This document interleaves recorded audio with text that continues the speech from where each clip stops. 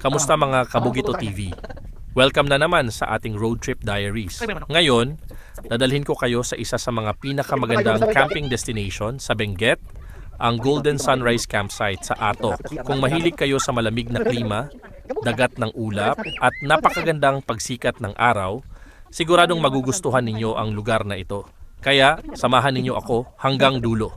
Matatagpuan ang Golden Sunrise Campsite sa bayan ng Atok, Benguet, isa sa mga pinakamataas na bayan sa Pilipinas. Dahil sa taas ng lugar mula sa sea level, kilala ang Atok sa malamig nitong klima, sariwang hangin, at napakagandang tanawin ng kabundukan.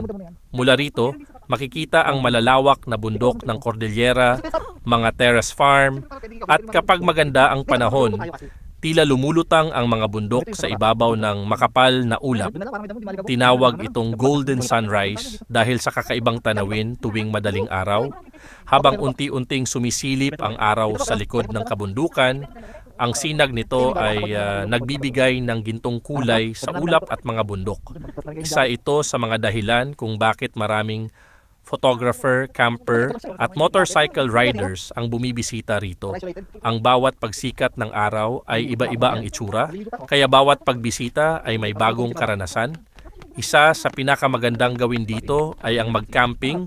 Sa gabi, malamig ang simoy ng hangin at napakatahimik ng paligid. Kapag maaliwalas ang langit, makikita rin ang napakaraming bituin.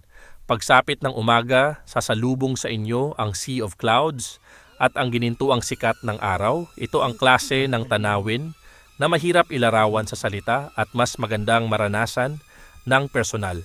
Ang Atok ay tahanan ng mga Ibaloy at Kankanaey, ilan sa mga katutubong grupo ng Benguet. Kilala sila sa kanilang sipag sa pagsasaka ng mga gulay tulad ng repolyo, carrots, lettuce at patatas. Habang bumibiyahe papunta rito, mapapansin ninyo ang napakaraming vegetable terraces na nagpapakita kung gaano kahalaga ang agrikultura sa kabuhayan ng mga tao sa lugar. Kung balak ninyong bumisita, pinakamainam na dumating bago sumikat ang araw para hindi ninyo ma-miss ang pinakamagandang tanawin.